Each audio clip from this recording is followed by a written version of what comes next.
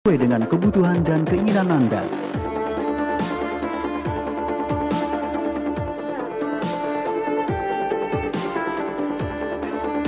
Info lebih lanjut hubungi kami.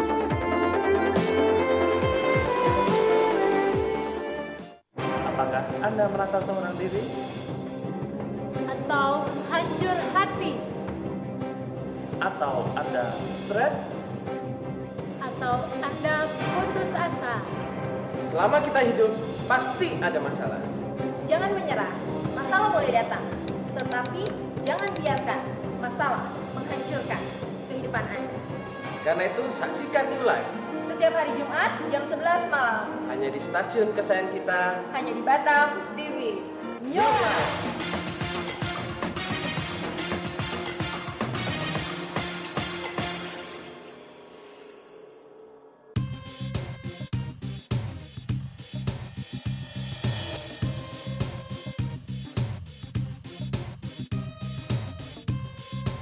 Batam TV, Jembatan Hati.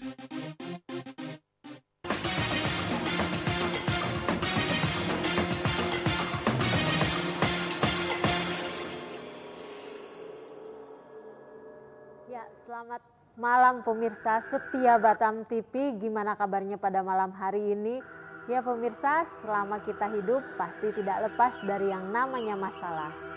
Ya, pemirsa, pada malam hari ini pemirsa bukan secara kebetulan menyaksikan acara kita.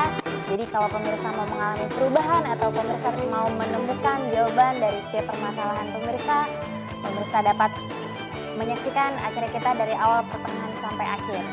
Ya, siaran ini kami kemas secara interaktif, di mana pemirsa bisa curhat langsung kepada kami dengan mengirimkan SMS di 0819 081 77771 apapun permasalahan yang sedang Anda hadapi. Ya, pemirsa, kita juga mau mengingatkan bahwa layanan ini kita berikan secara cuma-cuma atau gratis untuk pemirsa yang tidak puas nanti dengan acara kita. Begitu sudah selesai, pemirsa dapat bertemu narasumber kita secara langsung atau pemirsa boleh telepon. Pada malam hari ini kita mengangkat tema yang sangat spesial yang sayang sekali kalau Anda lewatkan.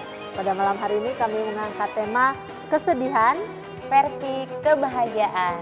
Ya, mungkin pada malam hari ini juga pemirsa nih lagi merasa sedih hati seorang diri, atau mungkin sedih karena diputus pacar, atau apapun masalah yang sedang Anda hadapi.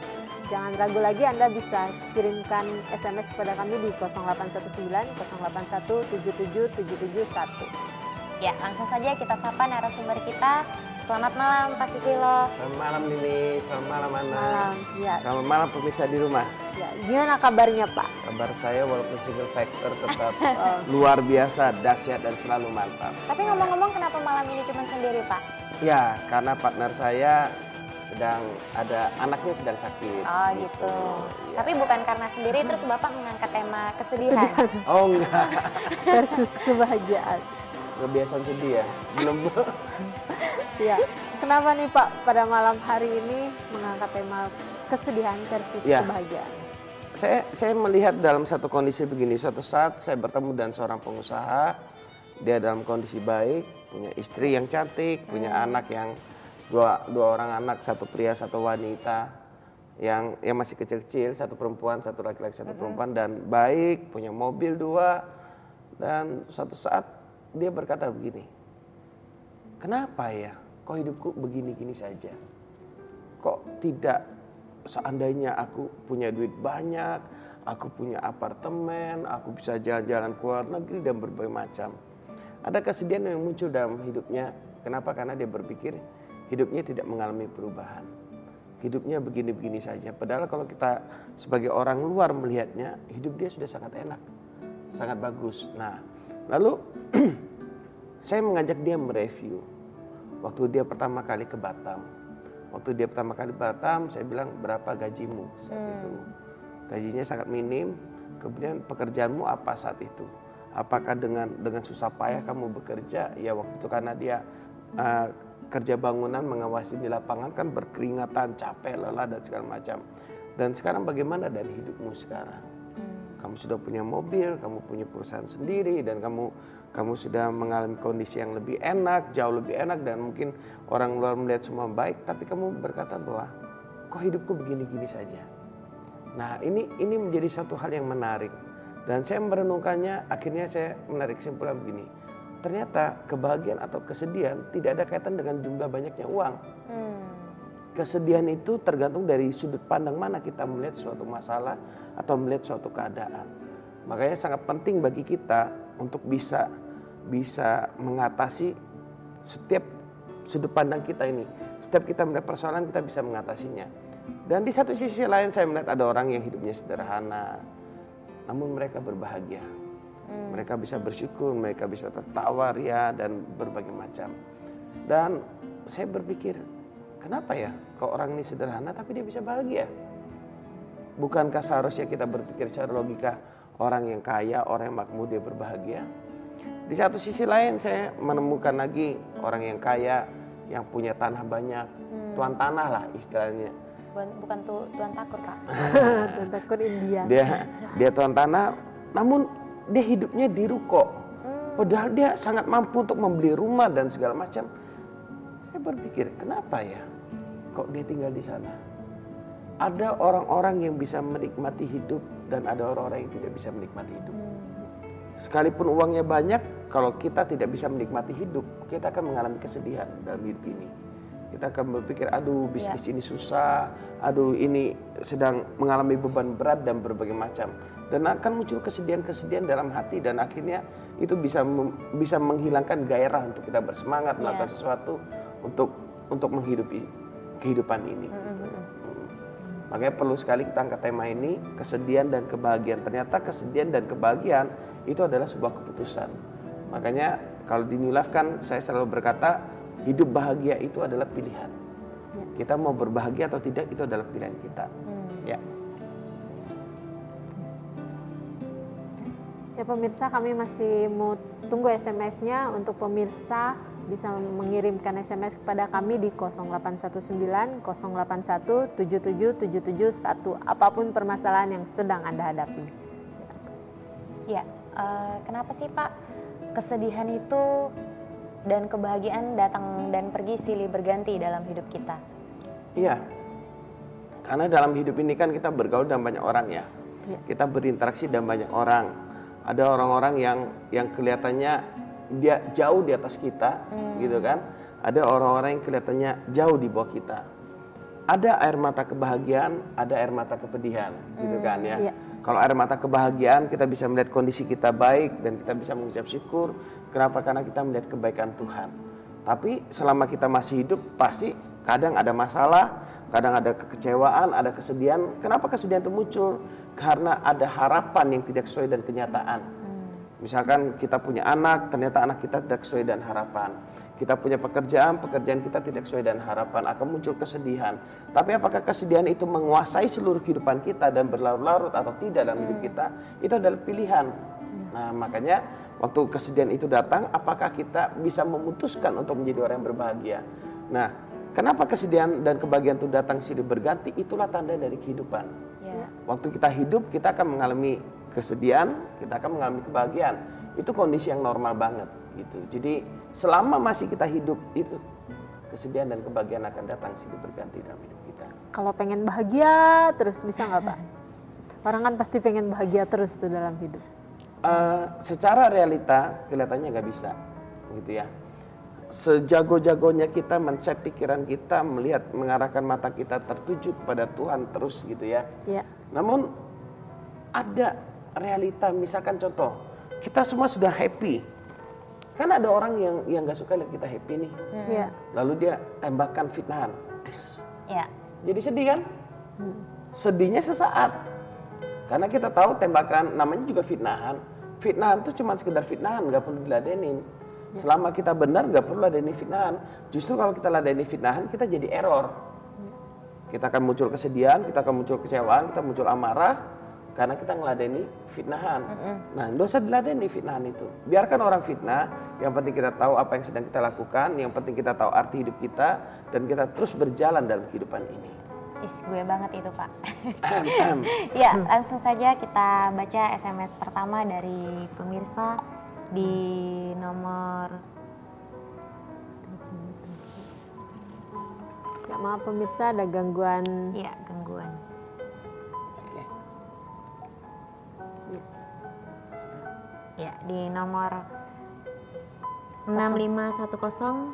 Shalom New Life. Gimana cara menghilangkan rasa kesedihan? Oke. Ini pertanyaan yang bagus sekali. Begini, di satu sisi dalam hidup ini, dalam kondisi baik pun kita bisa tiba-tiba sedih. Ya. Seperti yang tadi saya katakan di awal bahwa ada pengusaha itu yang sudah punya banyak hal, keluarga bahagia, namun tiba-tiba dia bisa mengalami kesedihan. Dalam hidup saya juga, saya bisa tiba-tiba mengalami kesedihan waktu kita merenung itu. Waktu kita merenung, kenapa ya? Kok hidup seakan-akan begini-begini saja. Nah, bagaimana kita bisa untuk menghilangkan kesedihan, mengatasi rasa kesedihan, itu tergantung dari apa yang kita lihat. Kalau apa yang kita lihat tuh hal-hal yang kekurangan, hal-hal negatif, maka akan muncul kesedihan dalam hidup kita. Tapi kalau yang kita lihat itu adalah hal-hal yang benar, akan muncul kebahagiaan. Nah, hal yang benar yang saya masukkan adalah hal yang begini. Waktu kita melihat bahwa Tuhan itu baik, Tuhan itu mengasihi kita, Tuhan itu menyertai kita. Ada masalah sebesar apapun, Tuhan akan menolong kita, gitu ya. Nah, waktu kita bisa mempercayai hal itu, maka waktu kita mengalami masalah, kita mengalami kesedihan, namun ada pengharapan di sana. Waktu ada pengharapan, maka kesedihannya akan teratasi. Jadi kalau sederhananya, kalau ditanya kepada saya bagaimana cara kita menghilangkan rasa kesedihan, mulailah dari melihat kebaikan Tuhan. Set arah pandang mata kita ini kepada kebaikan Tuhan. Lalu belajarlah bersyukur dengan apa yang sudah ada pada kita. Jangan sampai begini, di sini ada 1000 telur, karena ada 1 telur yang busuk, jadi kita buang 1000 telurnya. Jangan, akan selalu ada telur yang busuk dalam hidup kita, satu mungkin, maksudnya ada kesedihan. Tapi jangan biarkan kesedihan itu menghancurkan seluruhnya, gitu kan. Kalau kesedihan itu menghancurkan keseluruhannya, wah rugi kita. Gitu. Hidup ini masih sangat indah, hidup ini begitu banyak tantangan dan begitu menggairahkan dalam hidup ini. Waktu kita bisa melihat tantangan itu bukan sebagai penghalang, tapi tantangan itu sebagai ada satu batu loncatan yang akan kita laluin. Tantangan itu akan membuat kita lebih kuat lagi, dan bukan tantangannya membuat kita lebih kuat. Pengenalan akan Tuhan membuat kita kuat. Ada tantangan akan membuktikan bahwa kita ada orang yang kuat, gitu kan, menghadapi setiap masalah, dan kita akan terbiasa dan kita akan terlatih di sana. Ya. Nah Pak, kan selama kita hidup ini pasti memerlukan yang namanya uang ya. Banyak orang beranggapan bahwa saat kita memiliki banyak uang kita pasti bisa bahagia karena apapun yang kita mau bisa kita beli. Tapi saat misalnya kita tidak memiliki uang, maka kesedihan kita pasti berlarut-larut. Nah, bagaimana menurut Bapak? Kalau banyak uang bisa membuat orang bahagia, pertanyaannya adalah kenapa ada pengusaha-pengusaha yang bunuh diri? Ya. Kenapa ada pengusaha-pengusaha besar yang loncat dari gedung tinggi dan menjatuhkan diri dan bunuh diri? Kenapa ada pengusaha-pengusaha yang sudah kaya, namun mereka akhirnya menemukan hati hidup dan mereka berkata, saya tidak bahagia dan kekayaan ini. Kenapa? Karena orang lain melihat dirinya, yang dilihat adalah duit. Orang dekat sama dia bukan karena pribadinya, tapi karena duitnya. Nah, akhirnya dia merasa tertekan dan dia merasa tidak bahagia. Nah, uang memang bisa membuat kita memenuhi kebutuhan kita dan membuat hidup kita menjadi lebih enak. Ya. Namun cinta akan uang itu akan membuat kita sedih. Apa yang saya maksudkan dengan cinta akan uang? Problem terbesar dalam hidup ini adalah cinta akan uang. Waktu kita cinta akan uang, maka uang sebanyak apapun yang kita punyai, kita kan selalu ngerasa kurang. Kenapa? Karena kita cinta akan uang, kita ingin dapatkan uang lebih banyak lagi. Nah, jadi orang-orang yang sangat kaya, saya katakan, yang mereka tidak mengerti tujuan kekayaan, mereka akan mengalami kesedihan. Kenapa? Semakin kaya mereka semakin pergaulannya juga dengan orang-orang yang lebih kaya lagi kan. Nah, mereka akan merasa, aduh hidupku kok begini-gini saja ya. Aku kurang. Teman-temanku punya kapal pesiar, aku kok nggak punya ya. Teman-temanku punya jet pribadi cara nih, aku pingin punya, tapi kok aku nggak punya ya, gitu. Nah, jadi yang membuat kesedihan bukan banyak sedikitnya uang, tapi cinta akan uang. Nah, cinta akan uang ini bukan hanya yang membuat kita mengalami kesedihan bukan hanya dialami oleh orang-orang yang memiliki banyak uang, Ya. tapi orang-orang yang kekurangan uang juga, orang-orang yang sederhana atau orang-orang yang hidup di bawah kemiskinan. Kalau mereka cinta akan uang, mereka juga akan mengalami kesedihan. Intinya orang yang cinta akan uang akan selalu ngerasa kekurangan akan uang. Nah, kalau orang-orang itu orang-orang yang penghasilnya pas-pasan atau hidupnya menengah ke bawah gitu kan, waktu mereka cinta akan uang, akibatnya mereka semakin terpuruk. Kenapa? Karena mereka akan utang sana sini demi mendapatkan uang, demi mendapatkan pengakuan bahwa dia kelihatan seperti orang kaya. Kan ada orang-orang di sini yang begini. Mereka apalagi kalau deketin cewek, naik motor gengsi. Iya. Nah, naik sepeda gengsi gitu kan. Naik angkot gengsi, maunya naik mobil mewah gitu. Kalau motor yang terbaru gitu Ninja, kan. Pak. Iya. Nah, kalau model orang-orang seperti itu, dia akan mengalami kesedihan dalam hidupnya. Dia akan mengalami problem dalam hidupnya. Ya. Ya, lalu bagaimana cara mengatasi kesedihan yang berlarut-larut, Pak? Oke, supaya kesedihan tidak berlarut-larut, keputusan dan pola pikir yang benar itu akan membantu kita keluar dari kesedihan. Ya. Dalam hidup saya mengalami kesedihan, kekecewaan dalam hidup ini selama bertahun-tahun ketika saya sakit hati pada orang tua saya. Ya. Tidak ada yang mengarahkan kepada saya bahwa untuk saya belajar mengampuni, untuk saya belajar melihat dari sudut pandang lain bahwa papa saya sudah membesarkan saya, bahwa saya masih bersyukur bisa ketemu dengan papa, ketemu dengan mama, masih bisa bersyukur saya disekolahkan dan seterusnya. Mungkin ada yang berbicara cuman karena fokus mata saya kepada kekecewaan, akibatnya saya tidak melihat kebahagiaan itu. Ya. Sehingga saya bertumbuh selama bertahun-tahun sampai saya kuliah semester 2. Di sana baru ada pembimbing saya yang mengarahkan mata saya melihat kepada Tuhan. Waktu saya melihat kebaikan Tuhan, saya mengalami cinta dari Tuhan, baru saya bisa melihat problem sesungguhnya. Bahwa bukan orang tua saya pelit sama saya, bukan orang tua saya kejam sama saya. Kalau saya mau sesuatu, bukan mereka nggak mau belikan, tapi ternyata kondisi keuangan mereka juga memang sangat terbatas. Iya. Papa saya tukang bubut waktu itu, kerja di bengkel. Jadi kalau pulang kerja bajunya kotor-kotor dan seharusnya saya kan sebagai anak kan tersentuh ya, aduh papaku bekerja buat aku. Ini enggak, aku malah malu. Kenapa ya aku punya papa kok kotor-kotor? Nah ini kan ada sesuatu yang salah. Sehingga waktu saya SD pun karena saya malu mengakui papa saya di antara sekolah nggak mau turun depan sekolah. Astaga. Saya turun agak jauh, saya minta Pak stop sini aja, saya turun jalan kaki. Itulah sudut pandang yang salah membuat saya menderita selama bertahun-tahun saat itu. Sampai saya dibimbing, saya diarahkan untuk membereskan kekecewaan sakit hati saya kepada orang tua saya. Saya datang pada orang tua, saya minta ampun, dan hari itulah Tuhan mulai merubah hati saya. Saya ini anak yang gak tahu minta maaf sama orang tua. Saya anak yang gak tahu bersyukur pada orang tua. Dan hari itu saya datang pada mama saya dan saya berkata, Ma, aku tahu aku nakal dan aku minta ampun. Dan hari itulah saya benar-benar merasakan pelukan seorang mama yang selama ini mungkin mama saya maksudnya memeluk, cuma saya tidak merasakannya. Saya merasakannya itu seperti sesuatu yang hambar, sesuatu yang tidak ada arti. Dan waktu saya membuka hati saya buat kasih Tuhan, waktu saya merendahkan hati saya datang pada mama saya dan saya minta maaf, semuanya mulai berubah. Dan waktu berikutnya saya datang pada papa saya minta maaf. Namanya laki-laki kan jaga image, cool. Oh iya, papa sudah maafkan kamu gitu kan. Tapi hatinya sebenarnya sudah hancur sekali gitu kan ya. Saya nggak apa-apa, saya biarkan. Dan hubungan semenjak itu, hubungan saya dan papa saya dan mama saya semua jauh pulih. Dulu saya yang anti pulang kampung, sekarang saya kalau pulang kampung saya bisa ngobrol sama mereka seharian. Dan kita bisa ngobrol banyak hal. Dan malah yang membuat saya terkejut adalah papa dan mama saya kalau ada masalah seringnya telepon ke saya gitu kan.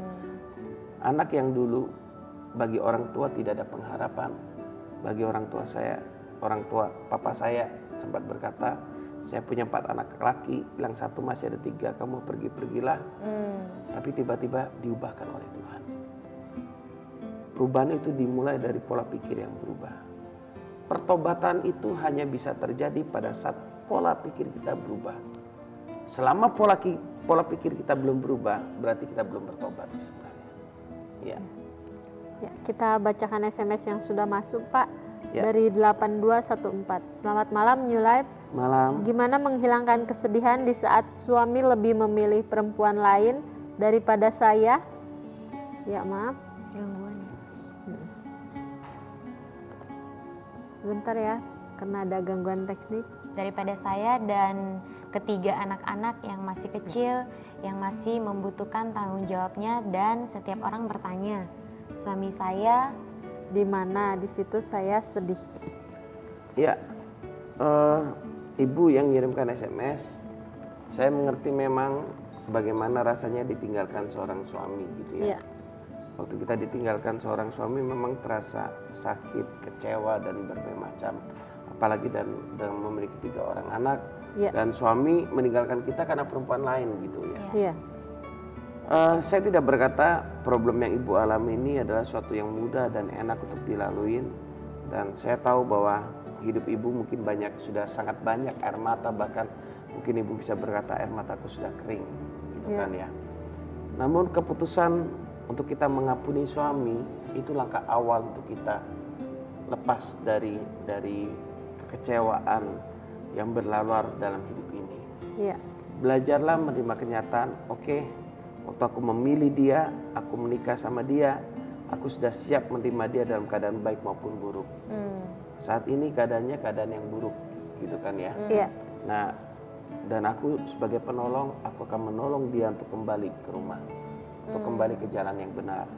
Bagaimana kita bisa menolong suami kita untuk kembali ke jalan yang benar? Tentunya kalau kita marah-marahin, maka suami akan lebih mudah ke perempuan lain daripada kepada kita. Kalau suami pulang, saya tahu ibu pasti kecewa, sakit dan segala macam. Cenderungnya inginnya marah, cenderungnya inginnya fight sama suami kan. Kamu bapak yang tidak bertanggung jawab, suami tidak bertanggung jawab dan berbagai macam. Bu, pesan saya, ibu tidak akan pernah bisa mengasihi suami ibu kalau ibu tidak menerima kasih yang daripada Tuhan.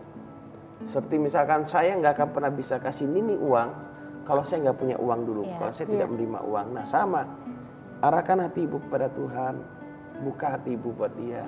Sadari bahwa Tuhan mengasihi kita, mengampuni dosa kita. Kita yang juga banyak dosanya sudah diampuni, maka Tuhan juga melihat suami kita yang banyak dosa, dia pingin mengampuninya. Nah melalui kita lah pengampunan itu kita berikan pada suami kita. Nah waktu pengampunan kita berikan pada suami kita, mungkin ibu akan berkata gini, enak banget, dia yang selingkuh, dia yang enak, gua yang sengsara, gua yang ngampunin. Yang salah dia. Bu, perselingkuhan itu saya percaya terjadi jika ada kesalahan di dua belah pihak. Memang ini susahnya kan kita kan TV ini kan masih satu arah gitu ya. Tapi kadang begini, contoh hal yang sederhana. Misalkan keinginan saya kalau saya pulang kerja adalah saya pingin istri saya ada di samping saya, santai-santai, dia bersandar, ngobrol, minum teh. Tapi karena istri saya tidak mengerti keinginan saya itu, dia maksudnya baik, pingin melayani saya sebaik-baiknya. Waktu saya pulang dia masih cuci piring, dia bersih-bersih rumah, dia buat gorengan gitu kan ya. Lalu saya yang sedang nunggu dan saya begitu betenya nunggunya gitu kan. Lalu disodorkan gorengan, habis disodorkan gorengan dia cuci lagi, dia ngurusin anak. Maksudnya supaya suami senang dan kondisi rumah yang bersih. Tapi keinginan saya bukan di sana. Keinginan saya adalah istri saya berada samping saya, ya kita minum teh aja sudah cukup. Gitu kan. Nah, hal yang sepele betul ya. Iya. Di rumah saya tidak mendapatkan istri saya berada samping saya minum teh. Saya pergi ke kantor, ada sekretaris saya. Selamat pagi bos. Lalu dia nanya, gimana keadaan bos hari ini? Oh baik, ya bos. Kelihatannya bos lelah ya. Dia ngobrol dan asik. Sehingga bahkan sekretaris saya itu bisa duduk di samping saya sambil kami ngobrol minum teh. Awalnya benar-benar sekretaris. Lama-lama jadi sekretaris pribadi kalau itu dibiarkan terus-menerus kan gitu ya. Kelihatan dari satu contoh yang sederhana saya angkat. Mungkin ibu enggak segitunya kali. Ya itu satu tentang kebutuhan rasa ingin dilayani, ingin disentuh, ingin kebersamaan itu penting. Makanya dalam kita mengungkapkan kasih kepada pasangan kita harus mengetahui kepribadian pasangan kita. Kita harus mengetahui bahasa kasih pasangan kita. Jangan ngotot dengan begini. Ini aku lakukan yang terbaik buat suamiku. Aku cuci piring, aku masak. semua itu karena cintaku padamu, gitu kan. Tapi suaminya berkata gini, kalau gitu mah aku butuhnya pembantu, bukan butuh kamu. Ntar sakit hati lagi, gitu kan ya. Salah lagi, gitu kan. Nah, makanya kalau kita mencintai seseorang, Bu, belajarlah begini. Apa sih yang menjadi kesukaan orang itu? Itu yang kita berikan. Bukan kesukaan kita. Contoh sederhana. Istri saya tuh kalau masak tuh sukanya agak hambar sedikit. Nggak terlalu banyak Asin. bumbu. Nggak terlalu banyak bumbu lah. Saya sukanya yang banyak bumbu. Dia masak versinya dia. Saya nggak mau makan, salah nggak? Dia katanya mau masakin buat saya. Iya. Mau masakin buat saya, seharusnya kan sesuai dengan selera saya. Iya. Iya kan? Kalau saya suka pedas, masakannya pedas lah. Iya. Kalau saya nggak suka pedas, jangan masakannya pedas, kan gitu kan? Bayangin kalau dia suka pedas, saya nggak suka pedas. Iya. Dia masakin pedas, pasti saya nggak makan kan? Iya. Nah, kayak gitu-gitu kelihatannya hal yang simpel. Makanya dalam membangun hubungan suami istri, dalam kita mengerti satu sama lain termasuk dan anak, lihatlah apa sih yang mereka sukai. Apa sih yang pasangan kita sukai. Berikan itu. Nah, ya mungkin itu tambahan saja. Ya, kita lanjut ke SMS selanjutnya dari 1349. Saya 23 tahun di Batam. Pernah punya rumah, 2 mobil. Rumah dua mobil dengan tetes keringat. Sekarang di Batam tak punya apa-apa, rumah kontrak, biaya hidup kekurangan. Gimana solusi menghilangkan kesedihan Dan putus asa dan saya. putus asa saya? Ya. Saya tidak tahu yang kirim SMS ini bapak atau ibu ya. Iya. Anggap aja saya asumsikan bapak gitu dah. Pak, begini, kalau dulu bapak bisa ke Batam dan dari nol bapak bisa punya 2 rumah, punya 2 mobil, percayalah, bapak akan mengalami itu kembali pada saat bapak terus meningkatkan hubungan dengan Tuhan, meningkatkan kinerja bapak, added value. Iya. Saya sebutnya added value. Jangan meratapi apa yang sudah terjadi. Begini, banyak orang mengalami kesedihan itu karena dia meratapi masa lalu. Dulu seandainya saya begini, seandainya saya jadinya sama dia, wah, sudah selesai gitu loh. Masa lalu itu sudah lewat. Nggak usah kita ratapin, nggak usah kita nyesalin. Dulu punya 2 rumah, punya 2 mobil, oke. Tapi jangan meratap ke sana terus. Lihatlah kondisi sekarang. Saya kontrak gitu kan ya. Iya. Maaf. Kondisi sekarang kan saya kontrak. Iya. Tapi bagaimana saya membangun hidup supaya saya bisa menjalani ke depan, supaya suatu saat saya bisa mempunyai rumah lagi, supaya suatu saat saya bisa mempunyai mobil lagi, gitu kan ya. Jadi meratapi masa lalu nggak akan pernah menyelesaikan. Nah, bagaimana kita meningkatkan keuangan kita, tentunya kan itu menjadi topik yang khusus yang tersendiri. Tentunya kita harus bisa pandai-pandai bergaul. Kenapa saya katakan pandai bergaul? Itu akan membantu meningkatkan keuangan kita. Karena bisnis sekarang ini kalau tanpa hubungan, tanpa network, nggak akan bisa jalan. Susah jalannya. Pasti harus hubungan, kita harus jaga hubungan. Misalkan, saya buka rumah makan. Kalau teman saya sudah banyak mah, saya tinggal telepon, aku buka rumah makan.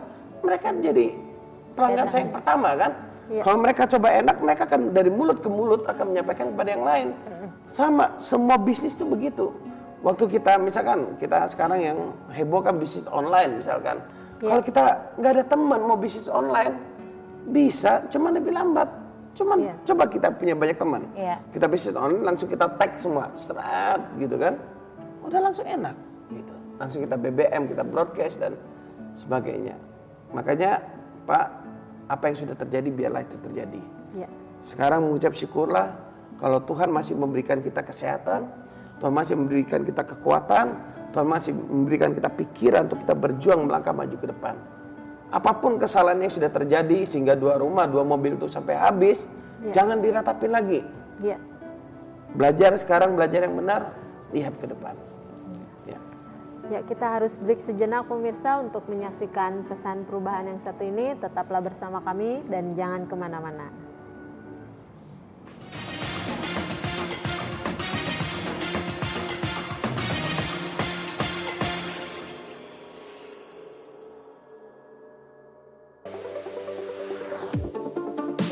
Mau rumah atau kantor Anda cantik, nyaman, modern dan terkini? Solusinya ada pada kami. Custom Home memberikan pelayanan yang sesuai dengan kebutuhan dan keinginan Anda.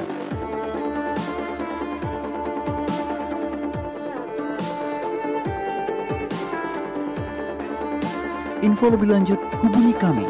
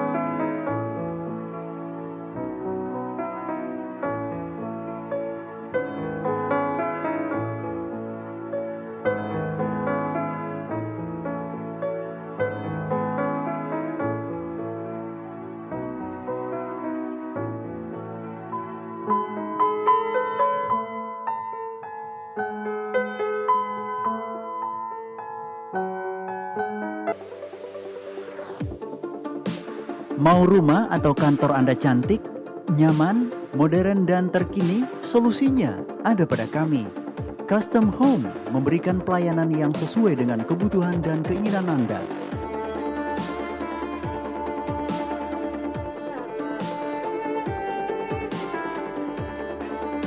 Info lebih lanjut hubungi kami.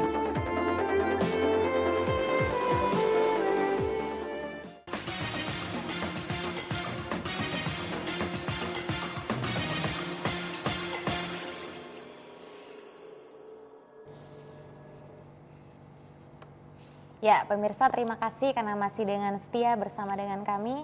Kita akan lanjut ke SMS berikutnya. Ya, dari 8349. Selamat malam.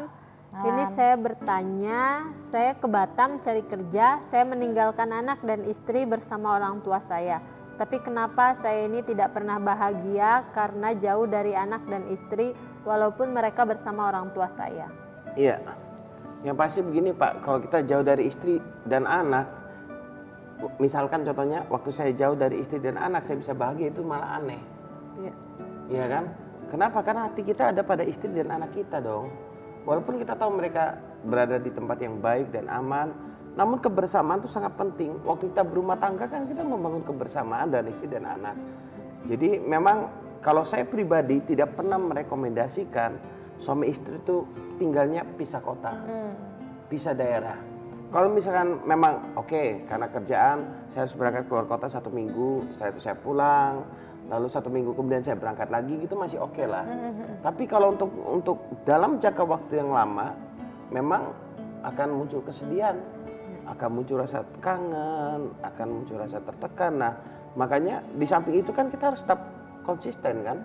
Gak mungkin dong kita bersinah, ada kebutuhan-kebutuhan biologis dan gak mungkin kita bersinah. Nah makanya itu Pak, saran saya coba Bapak pertimbangkan, memungkinkankah membawa minimal istri dulu deh, satu-satu. Karena suami istri ini seharusnya nggak boleh tinggal berjauhan. Nah kalau nanti kondisi ekonomi sudah mulai oke, bawa anak lagi, bawa anak kumpul bersama. Kenapa? Karena kalau tidak, itu akan munculkan kesedihan dalam hati kita. Keterpisahan itu membuat kita mengalami kesedihan dalam hidup ini. Ya, jadi memang harus saya waktu suatu saat saya mengundurkan diri dari tempat pekerjaan lama saya ditawarin kerjaan di Melak di Kalimantan dan gaji yang cukup lumayan, dengan tawaran gaji yang cukup lumayan, godaan yang cukup lumayan. Namun saya memutuskan enggak. Kenapa tidak? Karena nggak mungkin saya di Melak, istri dan anak saya tinggal di Batam, terpisah dari saya, kan ini kan menjadi problem tersendiri lagi. Makanya akhirnya saya tetap tinggal di Batam. Dan saya bilang sama istri saya, kita hidup sederhana nggak apa-apa, kita hidup biasa-biasa nggak apa-apa, yang penting kita kumpul bersama, gitu ya. Nah banyak orang mengorbankan ini, lebih memilih untuk kerja di luar negeri selama puluhan tahun, meninggalkan istri dan anak. Kalau saya dalam hidup saya dan saya dalam membimbing orang, saya tidak menyarankan itu. Kenapa saya tidak menyarankan? Karena cinta itu perlu dipupuk, perlu komunikasi, gitu. Nah sementara kalau kita berada di luar, kemudian istri berada di kota lain, mungkin kita berkata, oke Pak, kita kan bisa telepon, teknologi sudah canggih, bisa webcam, tapi kan nggak bisa terus menerus. Webcam kan cuma ngeliat kayak video gitu saja, nggak bisa disentuh, nggak bisa ngapa-ngapain. Sementara kasih sayang itu perlu diungkapkan gitu. Kalau saya melihat anak saya pas saya keluar kota, saya lihat foto anak saya gitu ya, muncul kangen, otomatis muncul kesedihan dong. Aduh, ngapain aku di sini ya? Aku harus segera pulang gitu jadinya. Ya. Kita ke SMS selanjutnya. Di nomor 7392, selamat malam New Life. Saya mau tanya, bagaimana kita menghadapi kesedihan yang silih berganti hingga tidak tertampung lagi oleh pemikiran sendiri? Oke. Buat yang kirim SMS, saran saya begini. Setelah kita memiliki pola pikir yang benar terhadap masalah gitu kan, yang datang silih berganti. Contoh saya pernah mengalami itu, masalah datang silih berganti itu begini. Pada saat itu dimulai sakit dari anak saya. Anak saya sakit, masuk rumah sakit. Setelah anak saya masuk rumah sakit, lalu apa yang terjadi? Anak saya keluar dari rumah sakit, giliran saya yang sakit. Saya terdeteksi ada jantung membesar. Oke, setelah saya sakit, anak saya yang nomor 2 sakit. Demam dan tiba-tiba step. Wah, kami kalang kabut, kami bawa ke awal bros saat itu. Habis itu, istri saya yang sakit. Seperti kalau orang bilang seperti kena kutuk gitu loh. Saya pikir apa yang salah dalam rumah tangga saya ya. Sehingga kok rasanya ini penyakit ini datang bertubi-tubi. Ada seorang ibu yang kerjanya suka berdoa, dia bilang, Pak Susilo pasti ada dosa nih. Saya bilang, dosa apa lagi ini gitu kan. Dan itu ngomongnya depan umum, bukan malah dikuatkan, malah dihakimi gitu kan. Wah, itu menjadi pukulan bagi saya sebenarnya. Istri saya sakit, sakitnya yang paling parah memang istri saya. Ada tumor dalam tulang belakang dan dokter di Batam tidak ada satupun dokter yang bisa mendeteksinya. Sampai akhirnya di Singapura dideteksi, muncul lagi problem, dana nggak ada lagi, ya kan? Bagaimana kami harus menghadapi ini? Tapi Tuhan tuh selalu menyediakan cara. Selama kita berharap sama Dia, dan banyak mujizat yang terjadi. Tiba-tiba ada teman-teman yang rekan-rekan yang siap support dana untuk isi operasi, bahkan operasinya di Singapura karena di Singapura teknologinya saat itu yang memadai, dan singkat cerita dilaser dan habis pulang itu dokternya berkata gini, 6 bulan kemudian baru istri bisa jalan normal. Ternyata nggak sampai 6 bulan, 2 minggu istri saya sudah bisa jalan normal. Wah, luar biasa ya. Jadi makanya Tuhan tuh selalu punya cara gitu ya. Nah jangan kita pada saat kita mengalami masalah silih berganti, yang muncul pertanyaan adalah Tuhan itu nggak ada. Di mana Tuhan? Itu muncul dalam hidup saya. Saya bilang begini sama Tuhan, Tuhan semenjak masa muda, habis lulus kuliah, saya sudah berikan hidup saya pada Engkau 100%. Saya melayanimu, saya melakukan aktivitas yang baik, saya menolong orang-orang kerasukan setan, orang-orang terikat roh jahat gitu kan. Kita tolongin semua gitu kan, maupun yang preman-preman kita tolongin. Saya dulu waktu di Surabaya itu punya anak-anak rohani, orang-orang yang kami bina itu preman-preman, sekelompok preman. Tapi kenapa ini terjadi? Saya bilang. Karena logika saya waktu itu berpikir gini, kalau saya baik maka Tuhan baik. Kalau saya jahat, Tuhan jahat gitu kan. Berarti Tuhan kan hanya pemberi respon kalau gitu. Begini pemirsa, dalam segala keadaan apapun, Tuhan itu selalu baik. Dia tidak pernah menjadi jahat karena kita jahat. Dia selalu baik dalam hidup kita dan Dia menyediakan jalan keluar. Memang akibat kejatuhan dosa manusia, kita ini kena imbas. Bisa sakit, bisa kena dosa orang lain, kita bisa kena batunya dan berbagai macam. Tapi percayalah, dalam setiap masalah pasti ada jawaban. Dan waktu itu saya bertanya, Tuhan kau ada di mana sih? Saya yang mempercayai Tuhan, tiba-tiba kok saya jadi seperti nggak percaya sama Tuhan. Mulai goyang iman saya, mulai goyang keyakinan saya. Kenapa? Karena masalah datang bertubi-tubi dalam hidup saya. Tapi waktu saya akhirnya bersama dengan istri dan istri saya berkata gini, yang sudah kita nggak usah berobat lagi di Batam, percuma, semua sia-sia, nggak ada jalan keluar, kita serahkan sama Tuhan. Nanti kalau ada uang kita nabung dikit-dikit, kita pergi ke Malaysia periksa. Hari Jumat kami ngomong, hari Sabtu ada ibu-ibu yang datang membawa istri saya untuk pergi berobat ke Singapura. Dan itulah cara Tuhan. Cara Tuhan itu tidak pernah kita yang kadang-kadang gak masuk di akal kita. Tapi percayalah satu hal yang bisa kita percayain bahwa Tuhan itu baik. Sekalipun itu silih berganti, Tuhan tetap baik. Ya. Oke, kita ke SMS selanjutnya yang sudah masuk dari 4849. Selamat malam, saya Grahadi di Batam. Saya mau tanya Pak, saya merasa hidup saya penuh kesedihan karena begitu banyak cobaan datang silih berganti, jatuh bangun hidup yang saya lewati. Hinaan dan cacian orang selalu saya dapatkan karena mata saya cacat. Apakah saya nggak boleh sedikit saja merasakan bahagia? Dan apakah nasib orang cacat memang untuk dihinakan? Terima kasih Pak. Ya, yang buat kirim SMS, pasti kebahagiaan itu tidak tergantung hanya sekedar dari mata kita cacat atau tidak. Ya. Kebahagiaan itu akan muncul dari dalam hati kita pada saat kita bisa mempercayai Tuhan. Memang kita nggak ngerti kenapa ya kok Tuhan memberikan mata saya cacat gitu ya. Nick Vujicic waktu dia dilahirkan dalam kondisi cacat, yang tangannya nggak sempurna itu kaki, sedikit, kakinya sedikit. Tapi yang saya kagum dengan papanya malah. Papanya waktu melihat Nick dalam keadaan itu dia mengucap syukur kepada Tuhan. Wow, saya pikir ini sangat luar biasa. Dalam keadaan lihat anak nggak ada tangan, nggak ada kaki, masih bisa bersyukur, sama Tuhan dan memuji Tuhan. Ya. Itu benar-benar menginspirasi saya dan mengagumkan. Dan ternyata sekarang kita tahu Nick Vujicic. Ya. Karena pengucapan syukur itu, karena saya yakin papanya pasti memberikan motivasi yang luar biasa kepada Nick dan dia menjadi salah satu motivator terbaik di dunia. Ya. Salah satu ya, motivator terbaik di dunia. Mata cacat, jangan kita meratapin terus pada kekurangan kita ini. Ya. Lihatlah kita punya kaki, tangan yang sempurna. Kita bisa membangun pertemanan dengan sempurna dan baik. Justru yang menjengkelkan dari, maaf, kalau misalkan ada orang cacat adalah sudah fisiknya cacat, mentalnya cacat. Gitu loh. Ya.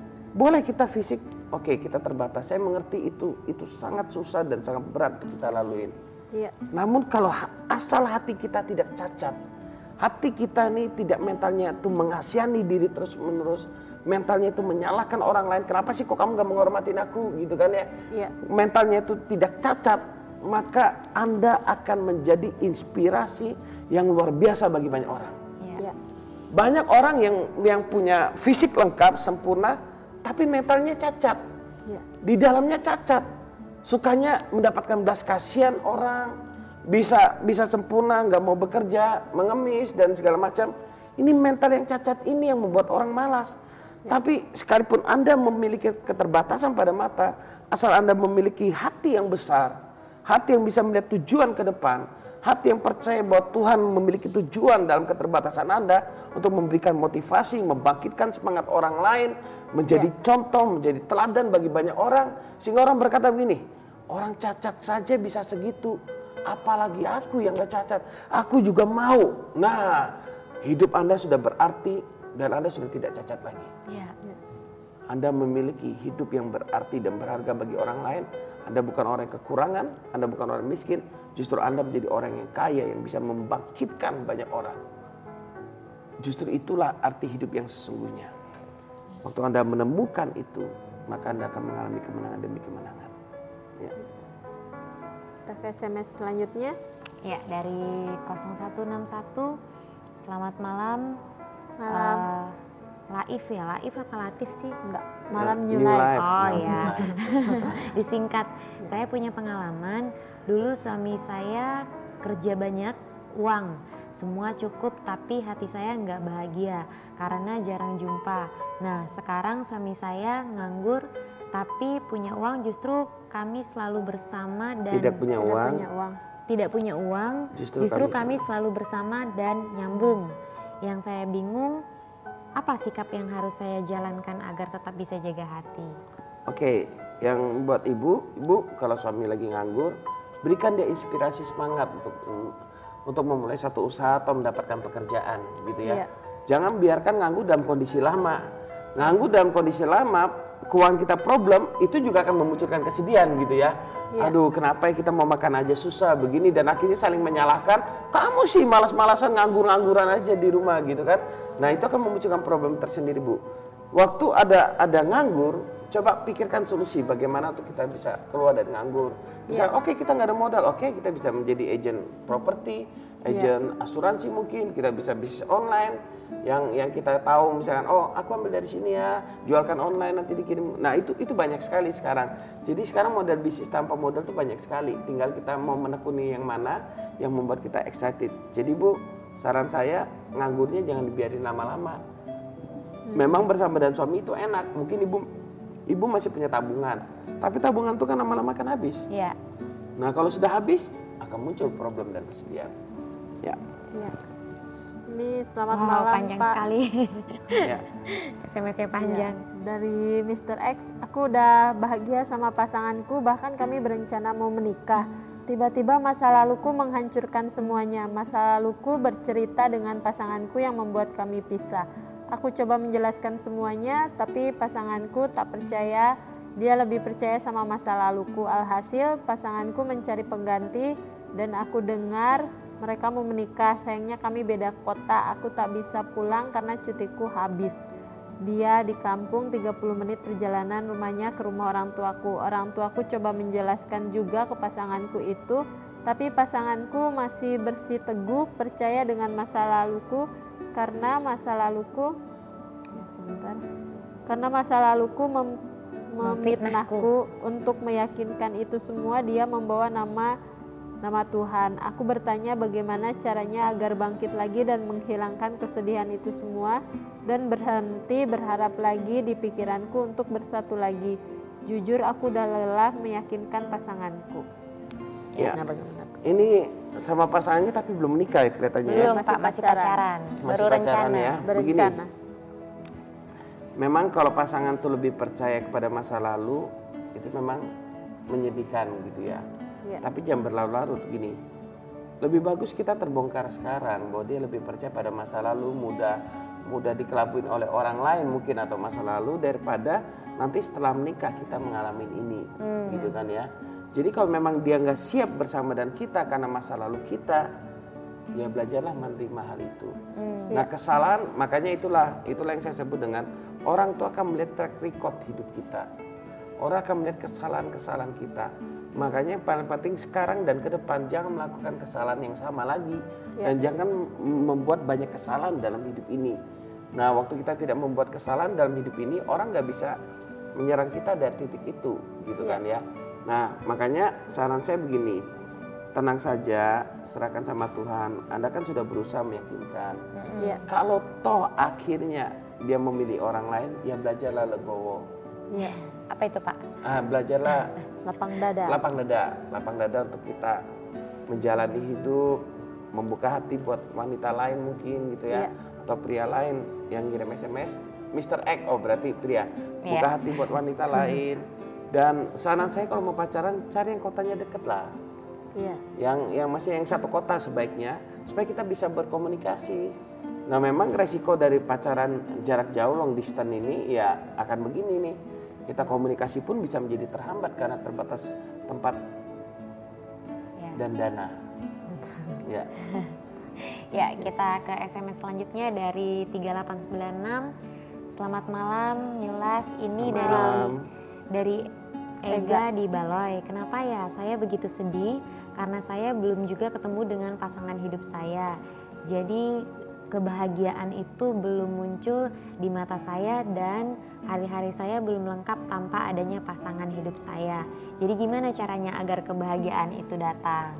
Nah pertanyaan saya begini, siapa yang berkata bahwa belum ketemu pasangan itu nggak bahagia? Justru kita harus bahagia dulu sebagai seorang single. Nanti kita mau pasangan kita yang berbahagia sebagai seorang single, masuk dalam pernikahan baru bisa saling membahagiakan. Waktu Anda berpikiran bahwa kalau ketemu pasangan itu baru bahagia, berarti Anda akan menuntut pasangan Anda seperti yang ada dalam bayangan Anda. Nah itu dia problemnya. Siapa yang berkata bahwa single nggak bisa bahagia? Mitos inilah yang harus kita patahkan gitu ya. Saya sebagai seorang single namun bahagia gitu kan. Seharusnya kan begitu, kenapa? Karena saya melihat kebaikan Tuhan, karena saya mendapatkan pekerjaan yang baik, hidup saya berarti bagi orang lain, saya adalah orang yang berbahagia. Waktu Anda menjadi orang yang berbahagia sebagai seorang single, itu akan membuat daya tarik bagi orang lain. Coba lihat, Kita kalau lihat ketemu dengan orang yang hidupnya terasa kayak bersungut-sungut gitu, kita bahagia nggak? Enggak. Tapi kalau lihat orang bahagia, kita kan senang mendekat. Wih, kok bisa ya dia gini ya? Kok bisa ya? Apalagi omongannya optimis, omongannya itu melihat hal-hal yang baik terus gitu kan.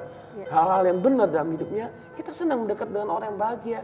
Makanya Anda sebagai seorang single bisa berbahagia. Bahagia itu tidak harus punya pasangan.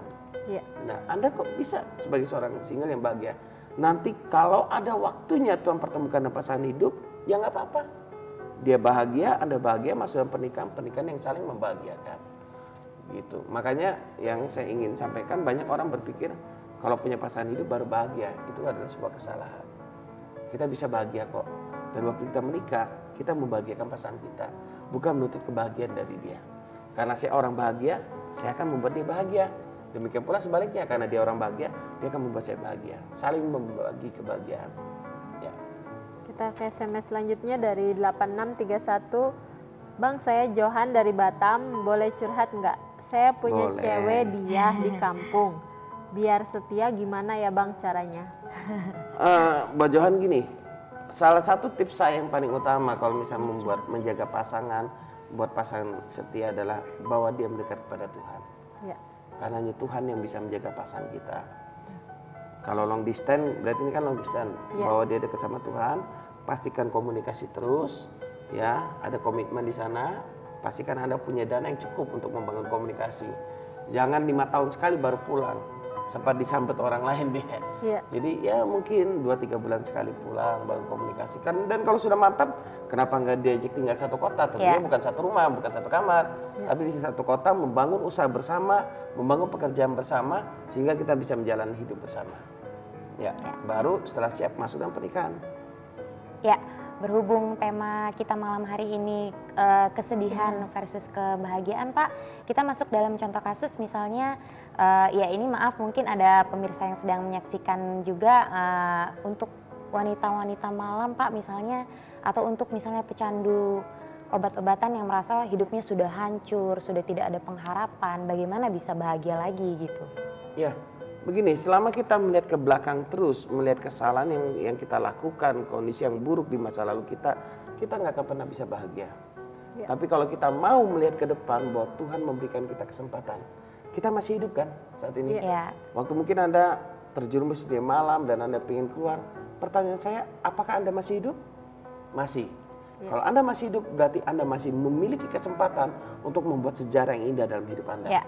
Mungkin Anda berkata, tapi saya bingung Pak. Saya seorang wanita malam, kalau saya mau berhenti, terus saya mau tinggal di mana, makan di mana? Hubungi New Life, kita siap membantu Anda dan Anda tidak perlu mengeluarkan biaya sama sekali. Mungkin bahkan kalau Anda sedang hamil, Anda bisa tinggal di New Life dengan free, asal dan catatan Anda mau menghentikan kehidupan dunia malam Anda, dan mau dibina, Anda mau dibina, Anda mau belajar berbagi satu sama lain, belajar saling menerima. Nah, udah itu saja. Nah, jadi bukan satu kebetulan Anda menyaksikan acara ini. Jadi yang paling penting adalah sekarang dan ke depan. Jangan begini, nggak ada jalan keluar. Siapa bilang? Selalu ada jalan keluar. Masalah sebesar apapun selalu ada jalan keluar. Selalu ada hal yang baik yang bisa kita lihat dalam hidup ini.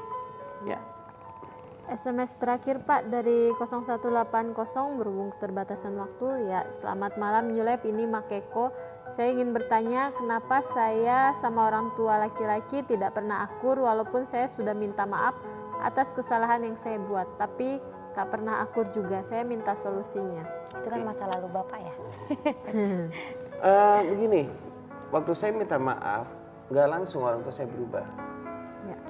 Nggak langsung orang tua saya berubah. Orang tua saya bertanya-tanya gini, benarkah anak ini bertobat? Benarkah anak ini berubah? Tapi setelah 1-2 tahun dia melihat perubahan dalam hidup saya benar-benar berubah, orang tua saya baru berubah. Gitu. Jadi nggak langsung, Pak Ma minta maaf, langsung mereka jadi kayak malaikat sama kita. Enggak lah. Tetap, kenapa? Karena mereka masih pola pikir lama, mereka juga terluka kan. Kadang-kadang kita tidak menyadari bahwa orang tua kita juga terluka, sehingga didikan dia kepada kita melukai kita juga. Karena dia mendidik kita dengan cara dia dididik di masa lalunya. Itu yang tanpa disadari oleh dia. Nah, makanya kita yang generasi muda, yang waras, yang mengerti, kita yuk bangun hubungan dengan orang tua kita. Ya. Kita sembuhkan luka hati orang tua kita. Sehingga nanti kita dan anak-anak kita juga anak-anak kita tidak mengalami luka hati lagi. Ya. Ya, sayang sekali sebetulnya masih banyak SMS, namun berhubung keterbatasan waktu di penghujung acara, Bapak ada tips-tips buat pemirsa? Ya, saya cuma ingin berkata begini. Kesedihan mungkin dalam hidup kita datang terus menerus. Tapi tetaplah percaya selalu ada mujizat dalam hidup ini. Ya. Karena Tuhan mengasihi kita, Tuhan telah memberikan segala-galanya dalam hidup kita. Dan bukan satu kebetulan Anda menyaksikan acara ini. Kalau Anda mengalami problem dan Anda ingin bertemu, kita bisa bertemu. Ya. Bisa telepon, nanti Ana yang akan menerimanya. Nah, kalau Anda mau bertemu dengan saya, nanti Ana akan bantu ngeset semua. Ana akan memberikan nomor pribadi saya untuk kita bisa berkomunikasi. Ya. Ya. Kemudian untuk semua layanan kita free ya Pak? Ya, kita tanpa tidak biaya sama memungut sekali. Ya, terima kasih banyak buat Pak Thank Susilo, you. buat nilai-nilai yang sudah dibagikan kepada kami semua. Ya, kita juga mengucapkan terima kasih untuk pemirsa yang sudah dengan setia menyaksikan acara kita dari awal sampai dengan akhir.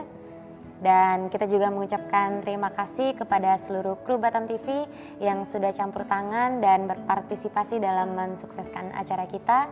Saksikan terus acara New Life setiap Hari Jumat pukul 11 malam hanya di stasiun TV kesayangan kita semua, hanya di Batam, Batam TV. TV. Ya.